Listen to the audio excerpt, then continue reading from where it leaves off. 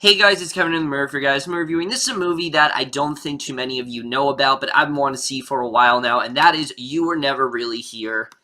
And for this movie, this is one of those films where I'm going to try to keep the plot as secretive as possible, but essentially we're focusing on this man named Joe, and he is someone who is a former veteran, but also a former police officer, and this has caused him to have severe PTSD and really bad crippling depression, and basically, he lives a life where he goes around and likes to save teenage girls and things like that from really dangerous situations, and when he is pulled into one, he starts to realize that this may very well be the last mission of his life that will either end or in life or death, and that's really all I'm going to say.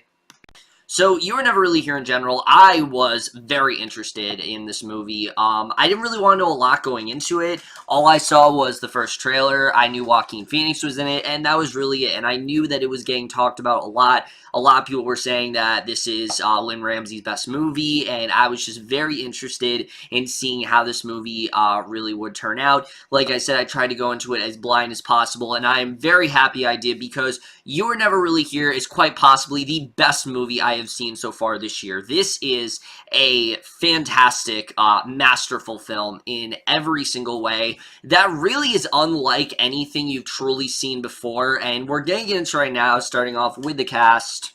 Now, I'm just going to say right off the bat, due to the nature of this movie, it is a bit difficult to talk about the cast here because, well, it's not really their film. Like, the movie is great, but not really for them. However, what the movie does definitely do is it does further outline how great of an actor Joaquin Phoenix really is, because he is absolutely incredible in this movie. I mean, the stuff that he has to do in this film, he's basically playing a man who is living without consequences, and you really can see what he's going through. I mean, obviously, just, you know, the nature of his situation and the certain things he's had to do, just the depth of everything. He's had to perform a lot of tasks that he probably didn't want to do, but he's just had to do them because that he's become a lot more hardened and not nearly as sympathetic as he once was, and you can see how this has really turned him, and Phoenix always plays this up in a way where it never comes off as forced. It feels very natural. It basically is a one-man show for the most part, and the whole film really is resting on his shoulders, and again, I think this film just rather proves that he really is one of the best actors working today. He does not get talked about enough. I think he is incredible in this movie, and if he doesn't at least get some sort of recognition for this film, I will be very shocked, because this is quite possibly the best work I have ever seen from him, and I am very, very, you know, interested in seeing, you know, where the rest of the actors in this movie, again, it's difficult to really talk about them because they're in the movie, but their acting doesn't really stick out. The only other performance that I really can talk about is Ekaterina Samsonov. Now, I can't even say what her role in the movie is because it actually is a pretty big spoiler, but she does do a really good job here. Judith, you know, Judith Roberts as well, I thought was really good. Everyone is great in this movie. There's really not a bad casting choice or anything like that. I do think everyone did a really great job here. However, let's get to what I really want to talk about, which is the directing and the writing by Lynne Ramsay, which going into this film, I have not seen any of her previous works. I know we need to talk about Kevin is a very controversial film. I know there's other films she made that people have been very 50-50 with, but even without seeing those, I can already say that this is her greatest achievement. I mean, just what she's able to pull off with this film is fantastic. The tone of this movie is just so depressing, but not in a way where it's necessarily, you know, it's so depressing that you can't watch it, because yes, this is a film that is very hard to watch. Yes, it deals with some very heavy subjects. Heavy, honestly, is an understatement. I mean, it deals with some really crazy stuff, but the way it's presented is presented in a way that's so compelling and so well-paced that you just can't help but look away. You really can't. And the story is just so investing in that regard. And I think the tone was so well realized here. It's a very dreary, very quiet film, but there are points in the movie where it really does explode with this sense of just regret and anger and all these different sort of emotions in the film, and I thought it was just so well realized. I mean, it's honestly, this is one of those movies where it's really hard to truly describe it, and you're gonna hear me say that a lot throughout this review, but it really is true. I mean, it's a film where it's so good that I don't really feel what I'm gonna say is gonna do it justice, to be honest with you, because it's just so well done. It's the definition of, like, pure craftsmanship, and I just loved everything that Ramsay accomplished when it came to the directing, but the writing will easily be, I think, the most controversial element of this film, because people are already saying things about the writing. Now, I'm going to say right off the bat, if you're looking for a movie that has, you know, complete character arcs and has a, you know, full story, you are going to somewhat get that in this movie, but this is a much different film than you probably were expecting, because the movie is a lot more personal than that. Like I said, the other characters are there, but it really is Joe's movie in every single way. We're with him throughout the whole film. There's rarely a scene goes by that he's not. In fact, I can't really recall of a scene that went by that Joe wasn't present in. That's how integral he really is to this film, because of, you know, what we're really going through. I mean, a lot of people describe this in this way, and I will say this, the movie really, without spoiling anything, it's like having one giant panic attack, and I'm not just talking like a small one, because, I mean, we all tend to have those at some point. I'm talking about one that really has an effect on you, and really does a number on your self-conscious, on your psychosis. It gets you to have all these, like, violent thoughts and weird things like that. That's the best way to really describe the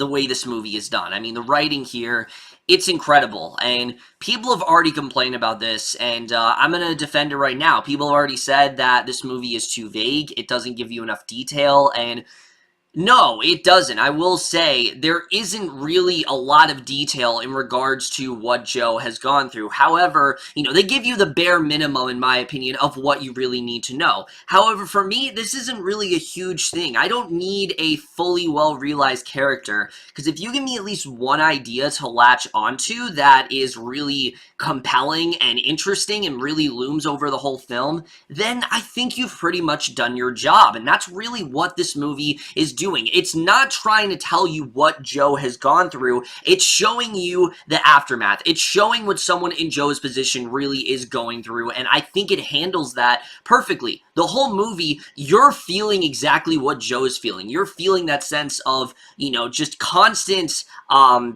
uneasiness and just constant dread and constant rage. I mean, Joe is a person who every single second you're just watching him basically try to figure out a reason to live. I mean, he has had to do so many things that he doesn't really care about himself anymore. You see throughout the film, anything violent he is completely unscathed by, or anything that people would most likely, you know, be somewhat harmed by, he doesn't seem to care that much. He doesn't seem to be too worried about that, and he will brutally, you know, maim you, physically, you know, and emotionally interrogate you. Whatever he needs to do, you know, to get this task done, he will very well do it, and he doesn't really care that much. And again, that can be difficult to latch onto, but knowing what Joe has really gone through, it does make a lot of sense. It shows why, you know, he is in this position and what he really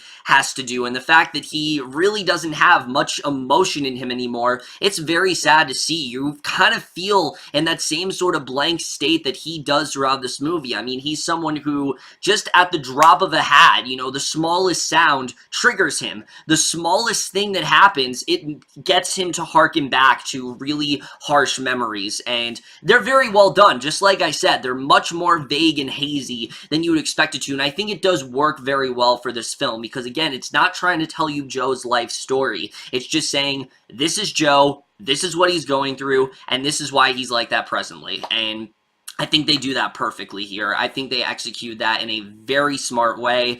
The movie also, without really getting into it, it has a lot to say about human trafficking and how terrible of a situation that this really is, and it throws a lot of stuff about that in here, and I think it's very well handled. I do think there's some really great social commentary about society and what someone is willing to do just because they have a certain title. And again, I don't want to get into it because there's so much stuff here that I didn't even know, and I really want you guys to be surprised by, but it's very well handled, and I really love that. And just the writing is spot on. I don't want to say too much more, but the writing is spot on. It's incredibly well handled. It's some of the most introspective I have seen, honestly, ever. It just feels so personal that at times it does feel like a biography, or feels like we're kind of learning about this man, but it's not. I mean, in some ways this movie is, because I think anyone who goes through PTSD and has had it so, is in it so deep to the point of Joe, I do think that that is very familiar for some people, and I do think that Joe is kind of a symbol of that, but he doesn't, he isn't based off of anyone specifically. It's more just anyone that went through PTSD, and I think it's just, it really goes to show how great Lynne Ramsay is at telling this story, because she almost made it seem as if it was, in fact, a real person. She did that very well here. The cinematography is otherworldly in this movie. I don't really know how to describe it. It's so, again, hazy and just faded, and there's so many weird, hues throughout this movie. It's so well handled, and it really does feel like this dream-like state at points, and that's because a lot of the movie, like I said, we are inside Joe's head. Everything that he's seeing, we're seeing, and the movie could have easily used this as a way to trick us and try to have the shock value, but it doesn't. What it's doing instead is it's showing what Joe wants to do in that given moment, and then what he actually ends up doing. And that's going to, that's going to carry over in the ending of the movie, which, once again, spoilers, I'll explain what I think that ending is really trying to show, because I think some people will be a bit confused by that. But I think that the cinematography, it's incredible. It's unlike anything I've seen before. There is one scene in an ocean in this movie, and, it involves him in this lake, and this scene in the movie might very well be the best scene I have seen all year. I mean, I'm talking top 10 at the end of the year for sure.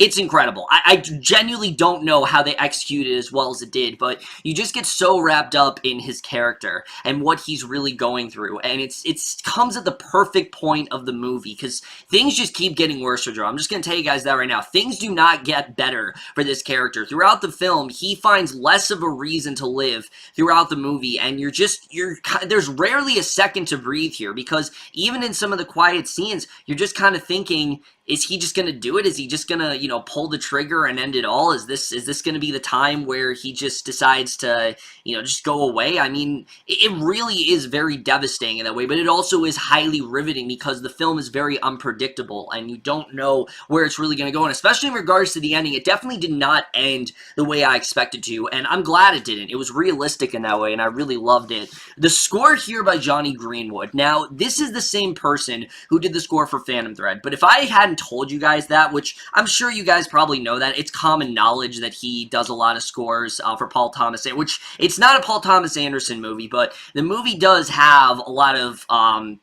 just a lot of parallels, and it seems like it's inspired a lot by Paul Thomas Anderson and say Terrence Malick and things like that. It has shades of those directors, but again, it's not their movie. It's obviously Lynne Ramsay's. It does very much feel like one at times. The score is unlike anything I've heard before. It doesn't even feel like a musical score. It just feels like it's like heartbeats and just noises, and it works perfectly because, again, it puts you on this ride. It rarely ever lets you go, and something as simple as just a tapping or just a certain noise that you hear, it just triggers you, and it takes you to this, like I said, just this otherworldly sort of place. It is so transcending in that way. The whole movie feels very entrancing, but I think this is perhaps the most transcending element of the entire film. It just perfectly puts you into Joe's shoes, and I think it's probably going to be the best score I hear all year. It's going to take a lot to beat the score, but it's one of the most unique ever, and when you compare that to the work he did on Phantom Thread, I think that just really goes to show how amazing the composer Jonny Greenwood really is. I mean, these two scores don't sound alike at all, yet they are by the same composer, and just the work and the dedication. I mean, hats off to him, honestly. It takes a lot of credit to do something like that, and he achieved it perfectly. I was very happy with what he did. The editing to this movie, again, it's not edited like a normal film. It's very frenetically paced, but at times it's also very calm, and the film does feel kind of, it feels very calm, and but it always does feel like something is going to happen. It always gives you this sense of unease. You never feel relieved throughout the film. This is not a movie where you watch it and, you're enjoying what you're seeing. No, this is a very dark, dreary film that you have to go into with the right mindset. And it is one of those movies where when it ends, it sticks with you. It really does. Like, you're thinking it's going to end, you think you're going to be relieved because, oh, that's over, but it's not. And I think for anyone who gets as sucked into this movie as I did, it's definitely going to go that way. I mean, just the way the movie ends in general, it sticks with you. You get that sense of unease, and you get that sense of, lack of purpose that Joe has in the film, and I think they just handled that perfectly. It's so effective in that way, unlike other movies, and that's probably one of the best things about this film. There's a lot of great things about this movie, and I know I'm, like, gushing about it, but I just kind of have to. I really have not seen anything quite like this, and I really loved the way the ending was done. It was very well handled. Alright, so now I really do want to get into spoilers because similar to other movies I reviewed on here, this is a movie that's very difficult to talk about without spoilers. There's a lot of stuff that happens in this film, in the third act in particular, that I do really want to get into, so let's just talk about it. First of all, I left this out in the movie, but I didn't want to talk about this. Obviously, Joe, he does have some sort of emotional connection, and we know the only real connection he has in the film is with his mother, who, of course, we know is dying, and to me, it seemed like the reason Joe spent so much time with her is, like I said, similar to him, she's on her last life, and she doesn't really have much more of a purpose, and he feels that his only purpose in life is to take care of her. And then, of course, in the movie, the unthinkable happens when she's killed by not but obviously we see these two agents and they murder his mother, and it's just, it's so devastating. And that scene where he's burying his mother and he contemplates suicide, that's the scene I was referring to. That's easily the best scene, I think, of this entire film. It just shows you the inevitability of it all, where Joe, and he knows very well he could just end his life right there. I mean, that was like the last emotional connection he had, but he just can't do it. Why? Because Nina is still roaming the world, and Nina is still out there, and she's still very much unprotected, because we know that her father committed suicide. We know that her father sold her to this, to this pimp or whatever. And again, the whole thing with child prostitution, yes, it's a very tough subject, but I think this movie covers it in a rather horrifying way, and they really do show how terrible of an experience this really is. And this gives Joe that refined sense of purpose.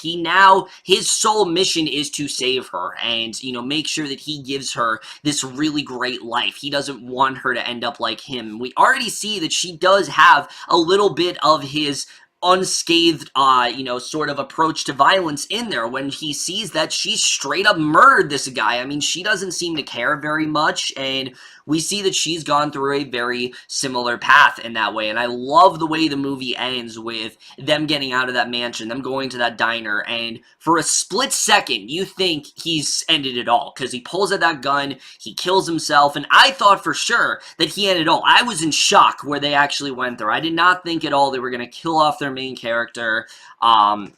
I thought that, he was eventually going to kill himself, but I didn't think they were going to show it on screen. And of course, we realize this is a hallucination. Now, for many, this could be a problem because, it was just a cop-out, they could have just easily killed him off.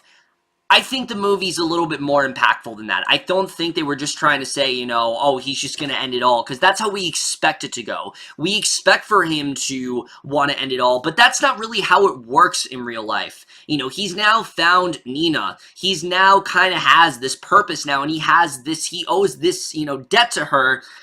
And basically, this is going to give him that refined sense of purpose. And for whatever reason, he just has to continue living. And it's a much more bleak sort of ending than you'd expect, because sure, it does end in a sort of happy way where maybe him and Nina are going to connect more, but at the same time, Joe is still the same person he was at the end of this movie, and all the stuff that he did here, that doesn't go away. That sticks with you, and it haunts you pretty much forever. Every waking moment that Joe's alive, that's all he's thinking of. He's thinking of these horrible things that he's had to do that obviously were required, but they have very much affected him, and they put him in this state. And I think what the movie's trying to say is it is much more bleak than to just escape and end it all, than to just keep on living and find the reason to live, especially when you're Joe, who every single second of the day starts to find less of a reason to live,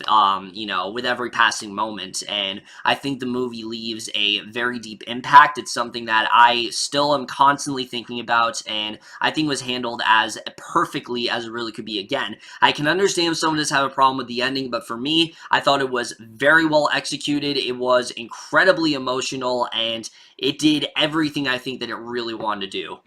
So overall, guys, You Were Never Really Here is a phenomenal film that is truly unlike anything I've seen before. It's got a standout performance from Phoenix, who I know I said before and I'll say it again, if he doesn't get some sort of recognition, I will be very surprised come Oscar time. I think he has tons of potential in this film. It is one of the deepest and most hardening looks at PTSD I think you will ever watch. It's a very it's a very difficult movie to watch, obviously because of the climate and everything that really does go down, but it is definitely a very gratifying watch, and one that I think you definitely should check out. Even if you're not interested, just give it a watch, because it is absolutely of the highest recommendation. This is easily the best movie I've seen so far, and without question, guys, I'm going to give You Were Never Really Here an A+.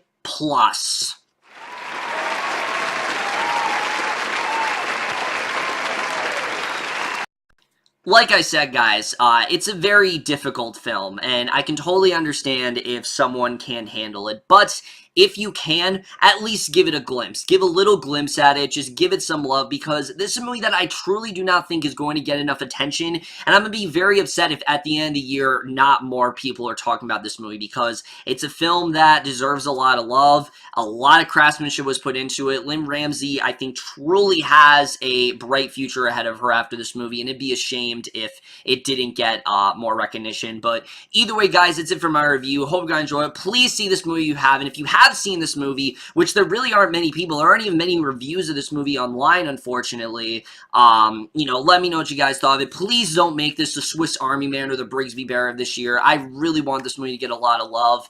I will see you guys in my next video, and I will see you guys for that. Okay, bye.